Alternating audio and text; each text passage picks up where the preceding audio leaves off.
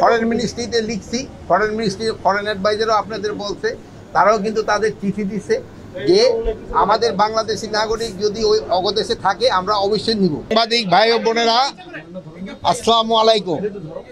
আজকে এটা ছিল একটা রুটিন ভিজিট, মানে তাদের সাথে ঈদের একটা শুভেচ্ছা বিনিময় এবং তাদের এখানে থাকা খাওয়ার কি ব্যবস্থা এগুলি দেখার জন্য। তা আমি আপনাদের একটা অনুরোধ করব যে আপনারা কোনো সময় খণ্ডিত রিপোর্ট দিবেন না। কোনো রিপোর্ট আমরা যেটা বলি এটা পুরাটা বলবো, পুরাটা না বললে এই খণ্ডিত রিপোর্ট যেটা দেওয়া হয়, এই খণ্ডিত রিপোর্টগুলি কিন্তু এই পার্শ্ববর্তী দেশ যারা আমাদের তারা কিন্তু তাদের সাহায্য করে। এরা ওই খণ্ডিত রিপোর্টের উপরে একটা মিথ্যা রিপোর্ট প্রচার করে। সেই জন্য আমি আপনাদের কাছে অনুরোধ করব যে আপনারা কোনো খণ্ডিত রিপোর্ট দিবেন না, দিলে রিপোর্টটা সম্পূর্ণটা দিবেন। আমি যে কথাটা বলি ওইটা সম্পূর্ণটা বলবেন। আর এটা কি আপনারা রাজি আমার সাথে নাকি?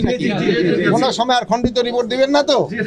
দিবেন না। এখানে পলিথিনের ব্যাপারে আপনাকে লোকজনকে একটু সচেতন করতে হবে। পলিথিনের ব্যবহারটা যেন কোনো অবস্থায় না হয়, এই ব্যাপারে আপনাকে জনগণকে সচেতন করতে হবে। আর 3 নম্বরে যে আপনাকে কাছে আমি মাছ বিতরণ করলাম, ভাইয়ের আমার অনেকে পকেটে রেখে দিছে, এটা পকেটে না, এটা নাকে রাখতে হবে, বুঝতে, নাক মুখে। যেহেতু এই যে স্বাস্থ্য, এই জন্য আপনাকে সচেতন সবাইকে করতে হবে, সবাই যেন মাস্ক ব্যবহার করে।